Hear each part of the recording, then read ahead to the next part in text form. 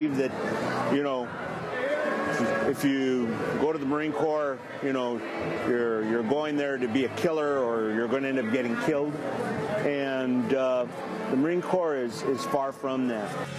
Several times a year, educators from around the country gather to attend an educators' workshop at Marine Corps recruit depots. The only thing out of your mouth will be yes sir, no sir, and aye aye sir. Do you understand? Yes, sir! Hopefully, you know, I've helped a few students, you know, reach their dream. 1, 2, all the way down. But increased militarization of American schools is not happening without a fight. Just a few miles away, anti-militarism activists are waging their own struggle. It's about military recruiters. Thank you. Arlene Inouye is a teacher in the Los Angeles Unified School District and the coordinator of Coalition for Alternative to Militarism in our schools. It seems like a setup to me.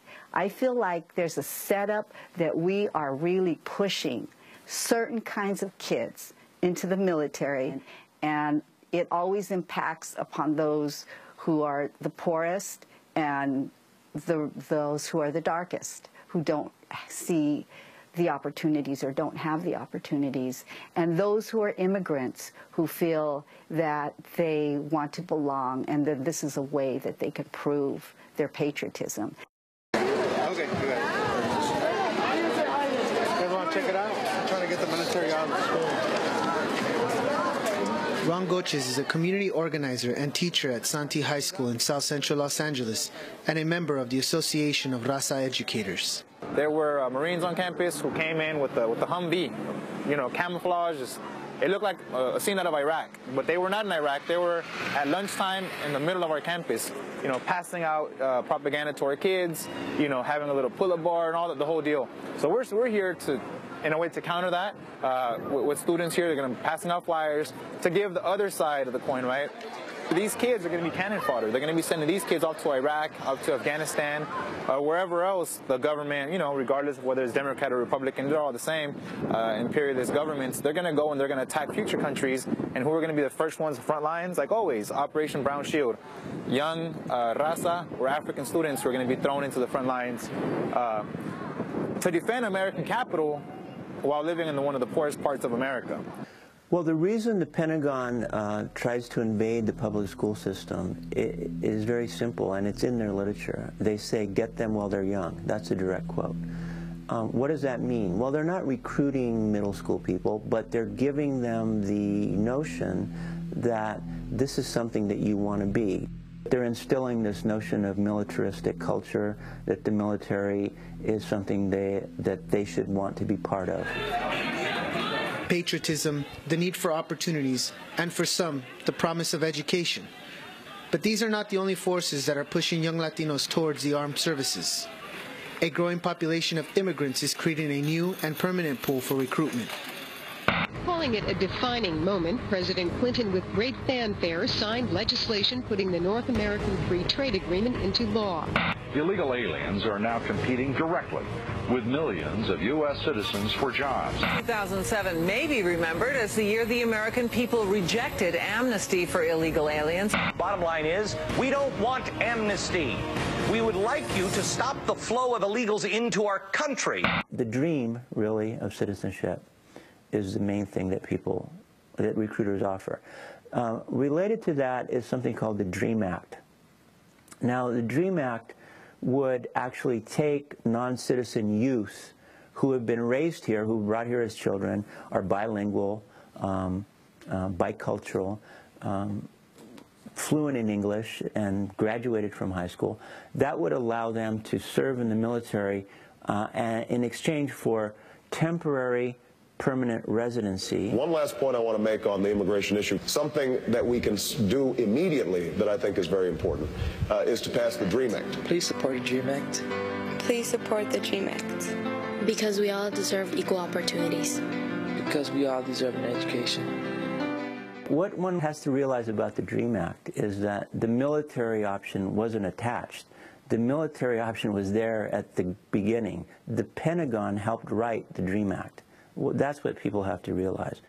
An excerpt of Yo Soy El Army. Special thanks to Jackie Suin and Kuros Ismaili of Big Noise Films. We're joined now by Marco Amador, the independent media activist and community organizer who produced the piece. Marco, on Monday, the ACLU, the NAACP, and other groups have filed suit against Arizona, saying that the new anti-immigration law is unconstitutional and encourages racial profiling. What are you doing in L.A.? Well, you know, besides by producing this film, we're also working on a boycott within some of the folks in the music industry. We have musical groups like Rage Against the Machine, artists like Michael Moore, Connor Obrist that are going to be joining also this artistic boycotting, artist call to boycott Arizona as well. We believe that because of what's happening in Arizona, it's now become politically acceptable to attack Latinos. And, you know, that's how we're relating this film also to this as well.